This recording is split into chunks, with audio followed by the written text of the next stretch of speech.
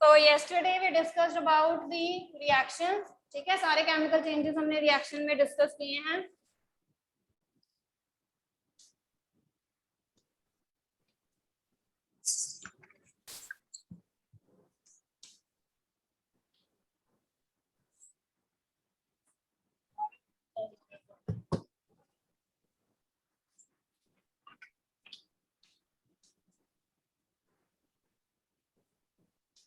So let's discuss about the characteristics of physical and chemical change. Physical और chemical change के क्या-क्या characteristics होते हैं बेटा?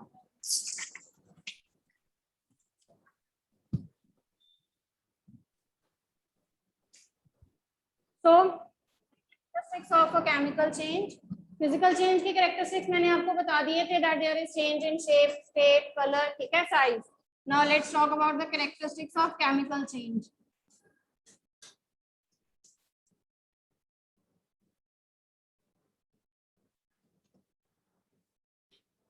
So we have discussed all the chemical reactions. तो आपने देखा होगा जैसे chemical reactions हैं उसमें कई बारी heat, light, sound that is produced. Sound रहने देते हैं, sound का अलग point बनाएंगे, ठीक है, heat, light और any other radiation. जैसे हम न्यूट्रलाइजेशन रिएक्शन करते हैं, न्यूट्रलाइजेशन रिएक्शन में there is release of energy, ठीक है, so energy can be released in this process. Sound, कुछ केमिकल रिएक्शंस ऐसी होती हैं जिनमें साउंड प्रोड्यूस होती है, जैसे बर्निंग ऑफ क्रैकर्स. जब आप क्रैकर्स बर्न करते हो तो साउंड प्रोड्यूस होती है, ठीक है. There is change in smell. You have to write these characteristics with one of the example. मैं जैसे आपको examples बता रही हूँ, इसकी example है burning of crackers की, ठीक है. इसकी example है, आप बता सकते हो neutralization reaction. Whenever we are going to mix an acid and base, they neutralize with each other. Okay. Next is change of smell. Change of smell में आप ये बता सकते हो that the foul smell of the food. जब कोई चीज खराब हो जाती है तो वो आपको फाउल स्मेल देती है ना. हाँ जी, ठीक है. So that can be in the change of smell.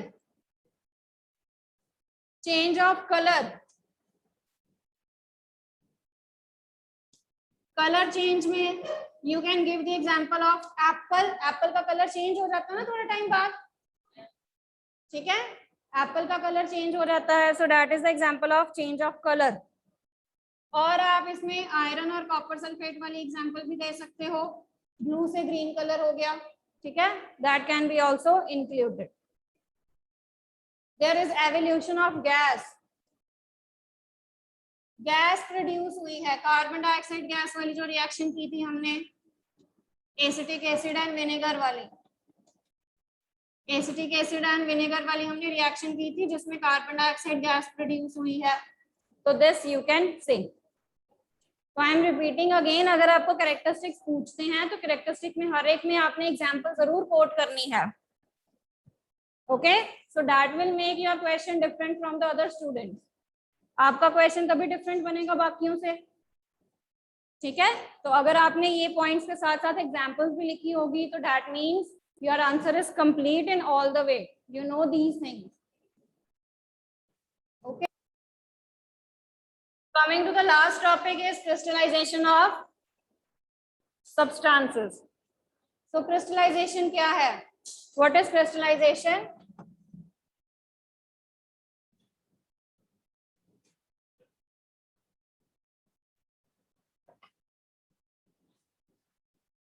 हाँ जी विश्व, what is crystallization बेटा? Whenever we want to obtain the crystals of any substance, we do the crystallization method. ठीक है. So it is the process of obtaining. It is the process of obtaining pure crystals of a substance. Substance के हमें pure crystals चाहिए. किसमें से? हमारे पास एक impure sample है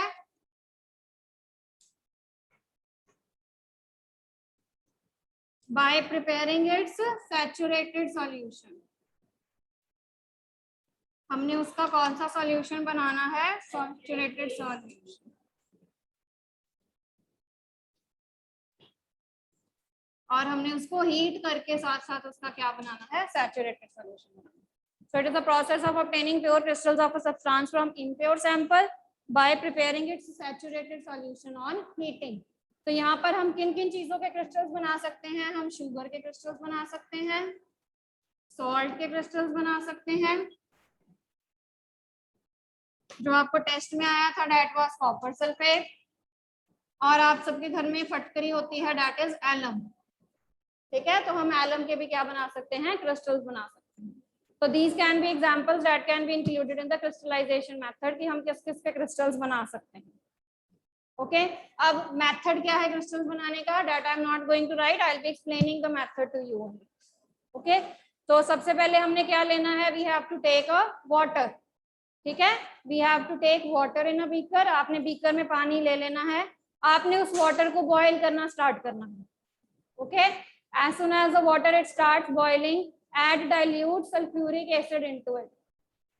ओके, हमने उसमें डाइल्यूट सल्फ्यूरिक एसिड डालना है ताकि जो हमारा सॉल्यूशन बने बाद में कॉपर सल्फेट के साथ वो क्लियर बने। फिर आपने धीरे धीरे slowly you have to start adding the copper sulphate powder into the water. ठीक है, अब आपने कब तक ऐड करना है? जब तक आपके पास कौन सा सॉल्यूशन ना आ जाए? Saturated solution. यानी कि जब आपका कॉपर सल्फेट जो है वो डिसॉल्व करना बंद हो जाए। ठीक है, वो नीचे सेटल डाउन होना शुरू हो जाएगा और डिसॉल्व नहीं होगा, तो at that stage we have to add the copper sulphate. Till that stage we have to add the copper sulphate. फिर उसके बाद जब सैचुरेटेड सॉल्यूशन बन जाएगा, फिर आपने उसको क्या कर लेना है? फिल्टर कर लेना है वाइल हॉट। गरम गरम को ही हमने फिल्टर करना है। ठीक है, फिल्टर क्यों करते हैं? ताकि जो भी इम्प्योरिटीज रह गई हैं उस सॉल्यूशन में वो बाहर निकल जाएंगे। Then you have to cool the solution. तो ठंडा होने के बाद जब आप देखोगे कॉपर सल्फेट के क्रिस्टल्स जो हैं वो रेडी होंगे। Okay, so this is how we are going to prepare the crystals. So with this, our chapter of physical and chemical change is complete. Now let's discuss the blue box questions. इसमें activities भी काफी हैं आपकी। पहली activity है कि आपने एक पेपर लेना है और उस पेपर को टीयर कर देना है 4 पीसेस में। That represents a chemical change, physical change. ठीक है, फिजिकल चेंज है जिसमें आप क्या कर रहे हो? आप उसकी सिर्फ शेप चेंज कर रहे हो, शेप एंड साइज चेंज कर रहे हो। आपने एक चौक लेना है, चौक डस्ट लेना है, यानी कि चौक पाउडर लेना है। चौक पाउडर में वाटर ऐड करोगे and again you will be forming a big piece of chalk into it. ठीक है, तो this is the second activity जहां पर आप शेप की बात करते हो। थर्ड में आपने आइस लेनी है, आइस को मेल्ट करवाना है वाटर में। वाटर को हीट करोगे तो वाटर वेपर्स में चेंज हो जाएगा। That is the state conversion. ठीक है जी, so these all are the conversions that we have to do. Yes Chahak, these all activities you can include in the characteristics of physical change. आप physical change के characteristics में यही activities जो हैं वो बता सकते हो। ठीक है, now there is one blue box question on page 60 where they are saying that the equations they are different from those in mathematics. जो एरो है, एरो का मतलब बिकम, यानी कि वो चीज अब क्या बन गई है। ओके, जो हम एरोज डालते हैं ना ऐसे करके, जो मैं एरोज लिखती हूँ, that means this arrow show कि जब मैंने इन दोनों चीजों को मिक्स किया तो मेरे पास क्या आया, देन। ठीक है, दैट शोज बिकम। दिमाग first activity of magnesium oxide is there. उसमें देखो वो टेस्ट कह रहे हैं, लिटमस का टेस्ट कह रहे हैं। ठीक है, उसके बाद नेक्स्ट हमने क्या किया है? जो मैग्नीशियम ऑक्साइड है उसका एक्वा सॉल्यूशन प्रिपेयर कर लिया है। We have prepared the aqua solution of magnesium oxide. तो आपको अगर आप ऐसे भी लिख सकते हो बेटा, if you don't want to write this complete equation, यहाँ पर aqueous का मतलब पानी ही है। That will form magnesium hydroxide, and this also gives you magnesium hydroxide. Okay, ये दोनों equations सेम है। Aqueous means पानी, तो मैंने पानी में क्या डाल लिया, मैग्नीशियम ऑक्साइड, या मैं magnesium oxide plus water show कर दूं. Okay, these both equations they are same. Then 6.7 activity है, उसमें आपने क्या किया है, आपने एक ब्लेड लिया है आयरन का, उसको डाल दिया है आपने कॉपर सल्फेट के सॉल्यूशन में, फिर आपने उसको ऑब्जर्व करना है कलर चेंज. ठीक है Devang, the colour change will be from blue to green. तो यहाँ पर एक नई सब्सटेंस बनी है और उसकी केमिकल इक्वेशन लिखी है.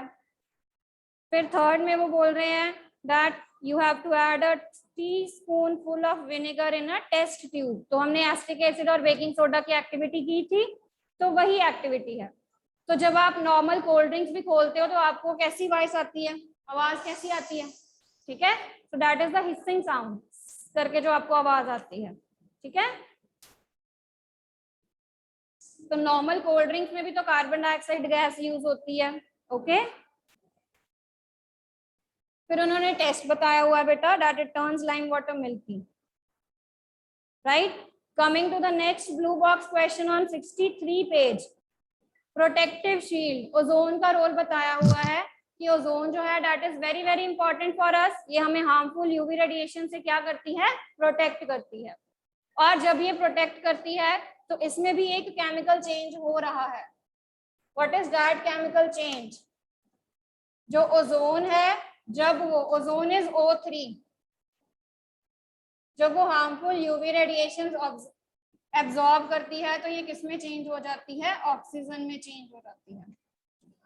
ठीक है, तो this is also a chemical change. And crystallization का method is a physical change, ये आपने याद रखना है. Photosynthesis process, digestion, they all are chemical changes. ठीक है बेटा, rusting is also a chemical change. Now there is one blue box question on page 64. Oh, that is my friend Rita is always complaining about iron articles rusting so fast. She lives near the coast. तो वो कहते हैं कि उसकी friend जो है वो coast के पास रहती है, नियर टू द कोस्ट, इसीलिए वो बार बार कंप्लेन करती है कि जो उसके आयरन आर्टिकल्स हैं वो रस्ट होते हैं बहुत जल्दी. क्यों होते हैं? क्योंकि कोस्टल एरियाज में ह्यूमिडिटी ज्यादा होती है. Okay, so due to high humidity the rusting process is fast. Next is stainless steel. Stainless steel कैसे बनती है? By mixing iron with carbon and some other metals like chromium, nickel and manganese, जिससे जो आपकी stainless steel है वो rust नहीं होती है. Okay, so this is all about your chapter of physical and chemical changes.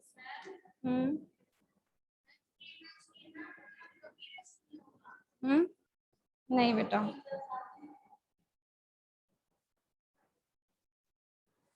Okay चलिए.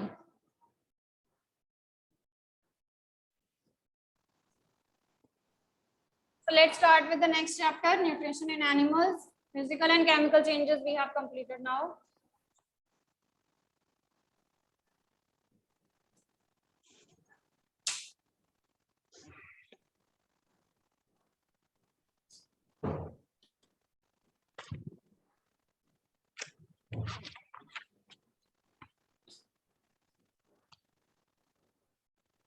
So we have studied the first chapter of nutrition in plants, जिसमें हम ये कहते हैं कि न्यूट्रिशन क्या है? It is a process of, हाँ जी Gourish, what is nutrition? Yes ma'am, it is ma'am yes ma'am, it is a process of taking of nutrients and then utilizing them for various activities.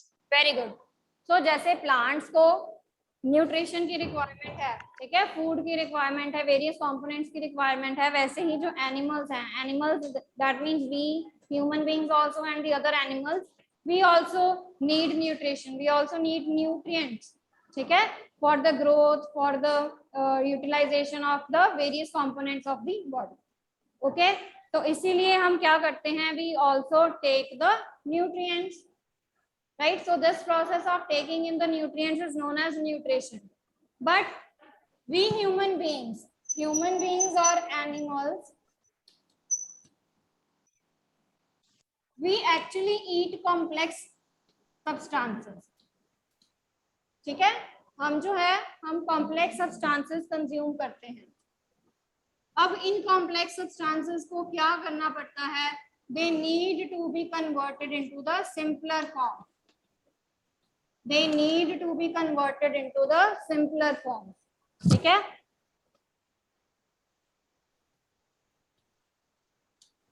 तो इसको simple form में convert करने के लिए we are having 5 steps of nutrition.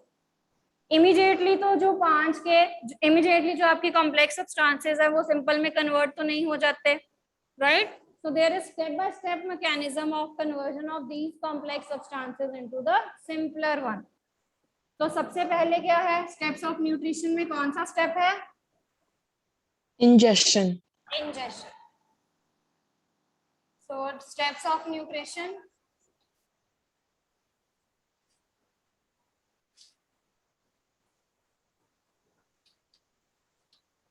So ingestion कैसा process है? That is the taking of Process of taking food. ठीक है, पहले हमें फूड को माउथ में लेके जाना पड़ेगा। Okay, so that is the process of taking of food. Now human beings and animals they take food from, कहाँ से लेते हैं हम? Mouth. कहाँ से कंज्यूम करते हैं फूड बेटा? Mouth. बी सीरियस, बंद करो उसको। So we take food from the mouth. Okay, this is the first step, ingestion. अब अपने फूड को ले लिया है अपने मुंह में, ingestion के बाद Digestion. Next is digestion. Digestion क्या होता है बेटा? Ma'am, the complex food that we have eaten converted into simpler and soluble form with the help of such digestive juices or enzymes. मैंने आपको भी बोला है कि जो कॉम्प्लेक्स सब्सटेंस है उसको हमने किस में कन्वर्ट करना है? सिंपलर फॉर्म में, सिंपलर एंड सॉल्युबल फॉर्म में।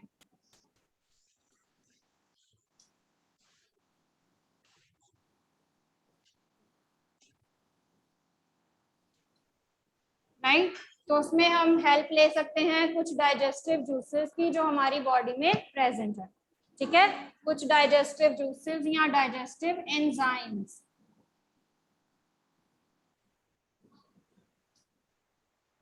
That will help in the digestion of the food. तो डाइजेशन में क्या होगा, जो कॉम्प्लेक्स सब्सटेंसेस है आपके फूड में वो सिंपलर फॉर्म्स में कन्वर्ट होने शुरू हो जाएंगे। Okay, then third is Absorption.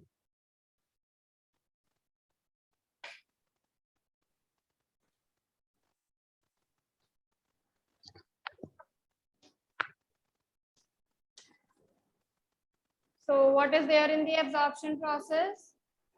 Yeah. Anji, raise your hands.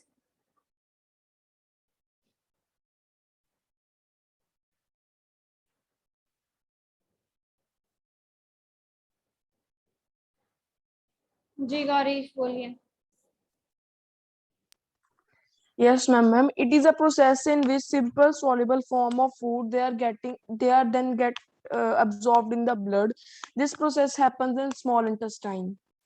This process happens with the help of बेटा लास्ट में आपने क्या कहा गौरीश? मैम मैंने ये बोला है this process happens in small intestine. Okay, this process it happens in small intestine. Digestion कहाँ पर होती है? Ma'am, stomach. That occurs in the stomach part. Okay, and absorption it takes place in the small intestine, right? After that there is the assimilation. Assimilation का मतलब होता है इकट्ठा करना। Then is assimilation.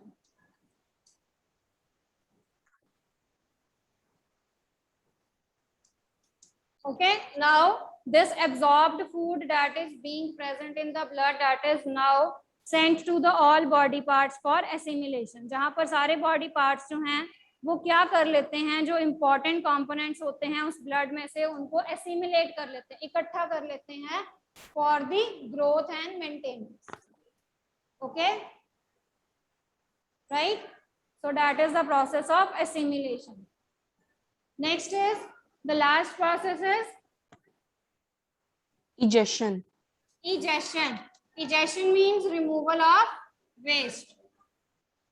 Undigested food. Removal of waste or undigested food from your body, that will be called as egestion. And egestion, it occurs in, Large intestine. it takes place in the large intestine.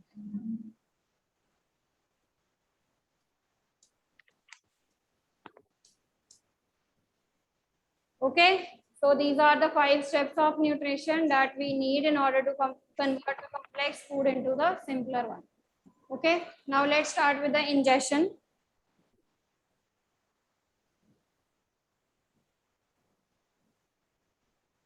So if we talk about the ingestion, हम human beings जो है हम तो mouth से directly ले लेते हैं food को, okay? But ingestion, the mode of taking the food is different in different types of animals and insects.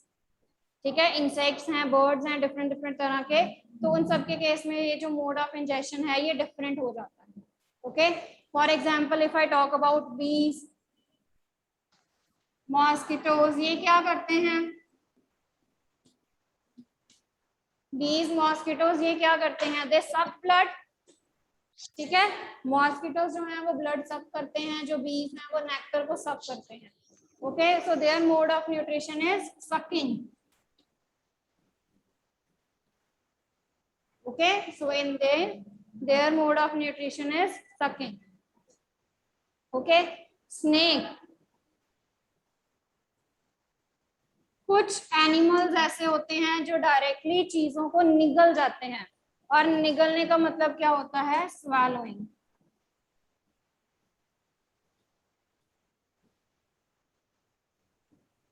Okay, next is snail.